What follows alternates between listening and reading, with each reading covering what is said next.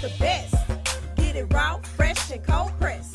I said juice to find is the best. Get it raw, fresh, and cold pressed. Here we go. It's time to detox that body. Let's go. Had some junk food or too many hot toddies. You want a flatter stomach or some vitamin C? Yes, get up juice to find. They got whatever you need. They got it. And it don't even matter, cause whatever it is, if you ain't got a car, they pulling up to your crib. Pull up. Cause all the virus talk got everybody tripping. So you better start boosting your immunity system. Juice to find is the best. Get it raw, fresh, and cold pressed. I said juice to find is the best. Get it raw, fresh, and cold pressed. Juice to find is the best. Get it raw, fresh, and cold pressed. I said juice to find is the best. Get it raw, fresh, and cold pressed.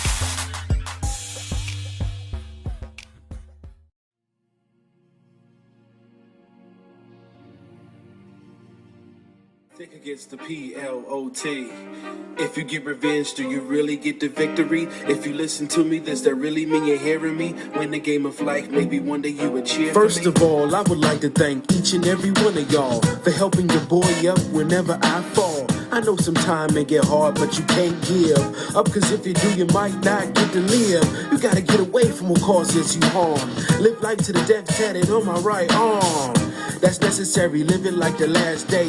Though you could end up every getting it the fast way. Ski mask way, no time for busters. Only people around me are them true motherfuckers. Being from the bottom, you can learn a lot of things. Bust a window with a spark plug, jacket rings. Never knew I'd make it, always had a lot of hope. Moms and pops fighting mostly over fucking dope. A lot to swallow, so I'm trying not to fucking choke. My life's a drama, so it's nothing like a fucking joke. You talked about cultivating your craft, right? So, like, I know that looks different for everybody, but how long does that take? What is the process like? The process. Does it happen overnight? No, it just did not happen overnight. Cultivating your art does not happen overnight. Sometimes it can happen sometimes it happens in moments. Other times it's like every day writing a poem, good or bad. Even if it's not like a poem, it's like a haiku or something like that. Just like sitting down writing, or sitting down reading, or sitting down watching. Like watching videos on of slam poems on like Slam Find and Button Poetry and Youth Speaks. Like I was all in that. I was like, I gotta know everything about everything, every performance style, all of it. I spent time and it became, I won't say my obsession because that feels too negative, but it became like my life force, something that I held on to. Now it's like every day or every so often, I'm like, dang, I need a poem. I need a good poem. I need to write a good poem. I need to hear a good poem. You know what I'm saying? Mm-hmm. Like it became something that I just added to my daily life. And it was a good transition into learning how to choose myself first. It was like, yeah, I'm gonna clean the kitchen, I'm gonna do this, but I'm gonna listen to poems while I do it. I'm gonna have my notebook on the table. You know what I'm saying? Mm-hmm. It was easy for me to put poetry into my life because it was something that everybody around me was saying was a good thing. I like that. Put poetry into my life. I like that. Yeah. So speaking of cultivating, right? You've been in this program for 4 years? 4 or 5 years, yeah. In that after school program, right? Yeah, I think it was like the summer of 2017. So let me tell you a secret. I don't know if you know this. I was in that same program when I was a teen. You did? You told me. I told you. Yeah. Okay, that was one of our selling points. Like, hey, I was in the program. Look at what it did for me. And now I can do something for you, kids.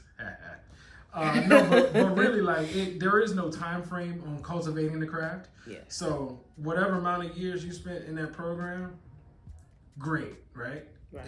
It is not over. You're not done yet. You know what I mean? So for me, I did the same thing as you. I spent about 4 years in the program after, during high school. Mm-hmm.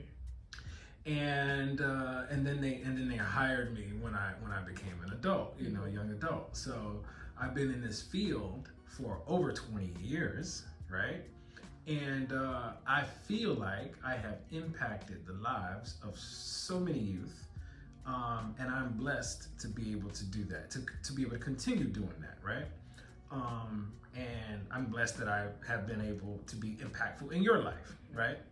But I always tell y'all young people, I say it does not end like that, because you're supposed to go out and do the same. This is replication. This is how we do. Each one teach one. You know what I mean? Right. So I've passed this great knowledge on to you, and now it's your task to do the same, right? And I think that you have that gift too, not just the gift of the craft of the writing, right? Because our purpose on this planet, I think, is to impact the lives of others in a positive way. Yeah. And that's just the easy one sentence, everybody's purpose. Yeah. So find whatever that thing is that you can use to be impactful on people's lives in a positive way. And I think you already got that. So I commend you on that, right? Now, talking about finding your voice, right? So I have typically stayed away from, which I love, all those sites you mentioned, because I love to watch my friends on them, right? But I typically stay away from that because I didn't want to, I wanted to keep my own genuine original voice and sound and thoughts and ideas, you know? But what I come to realize, there's nothing new under the sun. So when you think, man, I got this great idea for a poem, nobody's ever written one about this, wrong, there's nothing new under the sun, right? So tell me, I think you're starting to find your voice. How have you done that? How have you not got caught up in the watching all these people and sounding like all these people? Because lots of people, lots of poets have fallen victim to that. It really was me just like humbling myself and being like, babe, you're good at what you do. And it's very rare to find young people that are like you and willing to put in the work that you are. So it was me telling myself, you're great. Look at what you do. Look at what everybody says about what you do. And all of that feels real and all of that feels genuine. So it was like humbling myself and saying, you are not special, babe, but you're good at what you do. And if you continue to do what you're doing, then you'll continue to be even better at what you do. So it was like pulling from, it was realizing it was like pulling from everything that I had learned, from the books that I read, to the people that I've talked to the documentaries that I've seen, and the poetry and stuff like that. It was really just pulling all from it and seeing what that made of me and putting that into the writing. Nice. Because I think you, like I said about finding your voice, it's so hard to get caught up in the rhythm, the cadence, the delivery, the sound, the themes, without being like a copycat. I don't want to say a copycat, but it's almost like emulating what you love. Right. I think because poetry is such a broad spectrum of styles of writing, but I think it's a part of the process to listen to sound and rhythm and wordplay and things like that. So as I'm writing, I think more about the rhythm and the pace and what works best for me so that I can slow down while I speak. So I like to pace myself while I'm writing what I'm writing. So I like to give my pieces their own like natural rhythm and what sounds best after this. Okay, it's okay. I see you over there, artist. I be trying, you know. No. Because that's what. Okay, so that's like advanced. That's the advanced level, right? Because step one is getting these thoughts and feelings onto paper. Yes. Right. Yes. Step two is being brave enough to share those thoughts with other people, right? And step three would be the performance level of it, right? Because you can write a poem all day and put it in a book and sell it, you know what I mean? And never perform the poetry. because when I grew up, they had something called poetry recitals. Right? And really, you know, it was like, you know, you met in the library, and you may not, you didn't have to be the original writer of the poem, but you're sharing a piece of poetry that could be written by anyone. And really, you're just reading or reciting this poem. And thinking about slam culture, it's a little different, because the performance piece of it is a lot more in depth. Yeah. Right. Yeah. I like to say theater has a marriage with poetry. It does. It and becomes spoken word performance poetry. Mm-hmm. Right? Which is something totally different than what Yes. you have on page. So you're saying that you are now starting to explore writing with the performance part in mind, Yes. which actually changes how you write. Yes. Does it? I'm asking. Sometimes. Because for me it does. It depends on it's like am I writing because I'm feeling, or am I writing because I caught something? Like there was a line in a poem that I wrote, and I said, it was like about God, and it said, the only thing I can say is that I praised him when I was grateful. And I would like, I hadn't written in a while, so I would just sit down with that line and play with what goes best with this. You know what I'm saying? But if I'm feeling something like the poem with like about my body and things like that, it just came out. It was just there, and suddenly it's on the page. You know what I'm saying? So it kind of just, it depends on how I'm approaching the page. Cool. I like that. You should think about teaching also. Not like in a classroom setting, Right, but I'm right. talking about being like a teaching artist. Yeah. Because I didn't become a teaching artist until I mean, I guess I've been doing it, but coined the term, like I didn't coin the term, but using the term, I am a teaching artist. Maybe in the last like 6-7 years. All right. The only reason why I haven't considered teaching is because I'm still on this road to like humbling myself more. And I was watching the Pieces I Am documentary about Toni Morrison, if you've ever seen it. It's a brilliant documentary. Everybody should watch it. And she was talking about why being a teacher made her a good editor, because you're not changing what they're saying, you're changing how they're saying it and just giving them notes on that. And because often as writers and as young writers, we can approach things like we know everything all the time, it hinders other people's writing. So I want to be able to teach and be able to like observe and give that some distance without feeling like I'm putting into my opinion. So I think I have a lot to learn about teaching before in my own just. Oh, no doubt. You're like you said, you're still cultivating your craft, Yes, right? yes. You're still growing, right? So it's gonna be a while before you harvest. Look at this. It's all poetry, all of it. It's gonna be a while before you get to reap that harvest, right? But what I'm saying is, along the way, you need to not document, but collect all these. Steps along the way, along the process, along the creative process, so that it's like when you get ready, it's like you already have a curriculum, pretty much, right? So like just like recording what I've learned and putting that down in the format to teach somebody. Whatever works for you. Because that's what makes us unique teaching artists. Is that my style works for me, and it could work for you, right? If you adapt some of these principles or steps or whatever, right? So yeah, no doubt. Now I'd like to talk about how you feel when you write and or perform.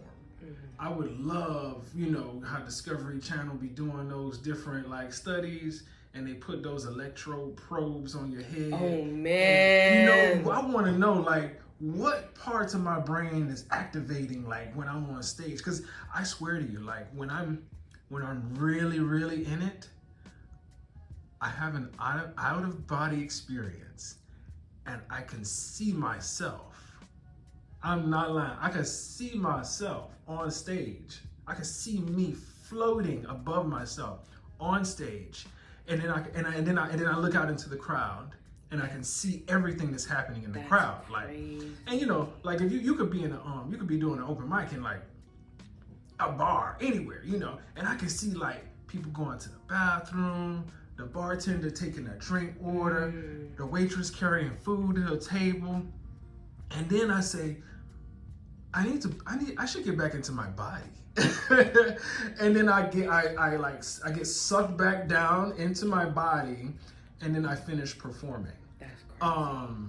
But that's happened to me a good amount of times. Like, so I don't know. I don't know what's happening. But so what's happening for you when you perform? Like, do you feel a rush or a high or any kind of sensations? Does anxiety, what? That is really hard. Have you ever thought of it? I know you know how it feels, but you never thought of what this feeling is. Yeah, because I can't say that I've had an outer body experience, but also I haven't performed enough. I haven't performed enough of my like the deeper work that I've done so far. Mm-hmm. And I think that a lot of times I was performing for performance sake and saying, oh, look what I did, because that's a lot of, in the beginning, my poems were heavily based on sound and how easy it was to project and say these words and the rhythm of it and how I felt it sounded, more so than being honest about what I'm saying. So it was a lot of pick me, pick me, pick me, because I was a big people pleaser. I wanted people to like me. I wanted that external validation. So, but like recently when I had my show at the Perez Art Museum, it was sort of like,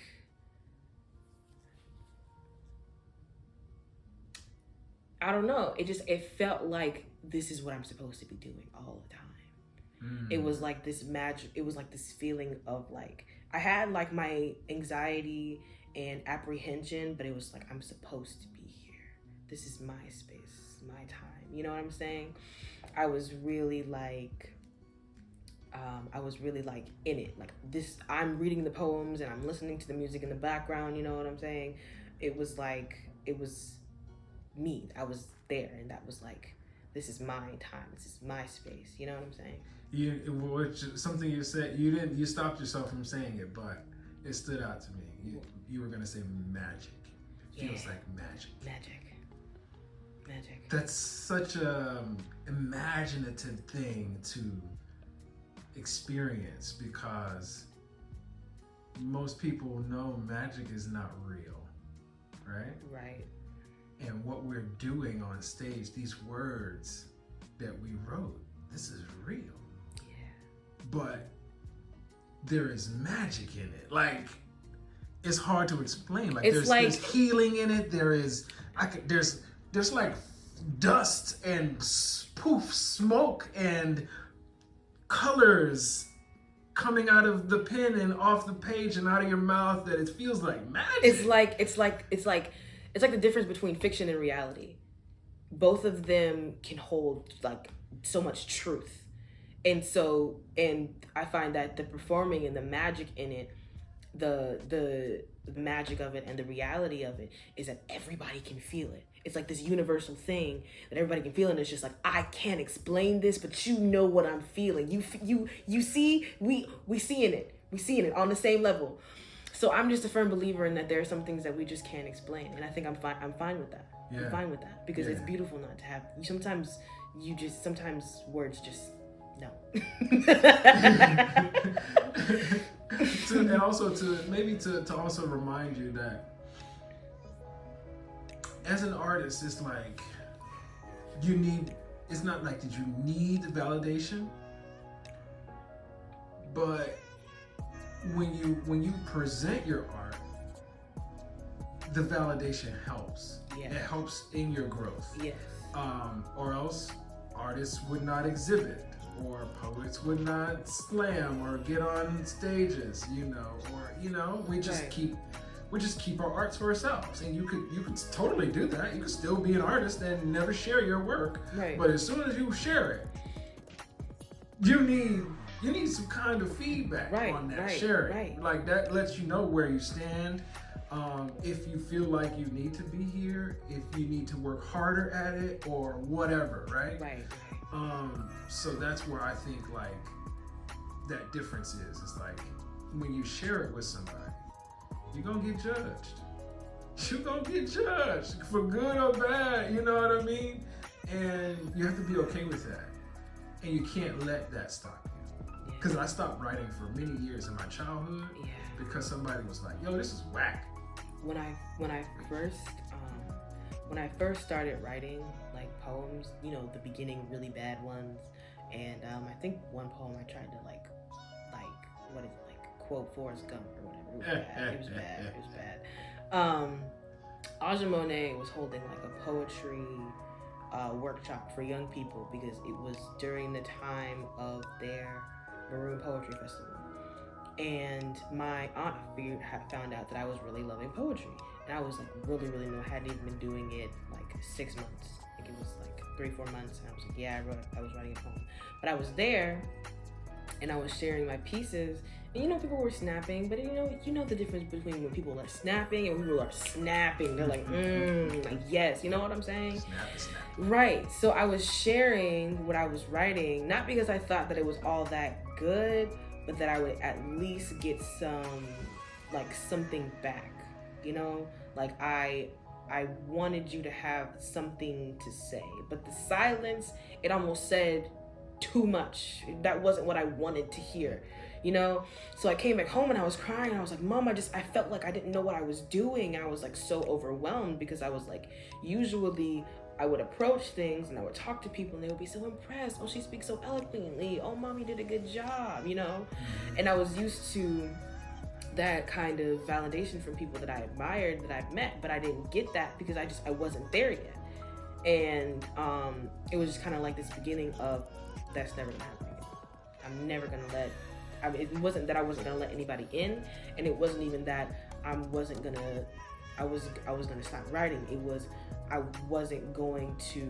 was just gonna keep doing better, because it was obvious that it wasn't that nobody liked me or that I was a bad writer. It was that you just aren't there yet. There's a lot of potential there, but you just weren't there yet. So it took a lot of realizing for that. I kept writing, but it was I hope I hadn't done that to you over the years. I hope it was all constructive and I didn't start writing poetry. I didn't start writing a lot until COVID. And then with COVID, I was like talking to my therapist and stuff like that. And so I was sharing my poems with him, but I wasn't sharing my poems with group. So I'll come in and share my poems with group and they're like, Ray, where did this come from? And I'm like, yeah, man. That's what I do sometimes. That's That's funny.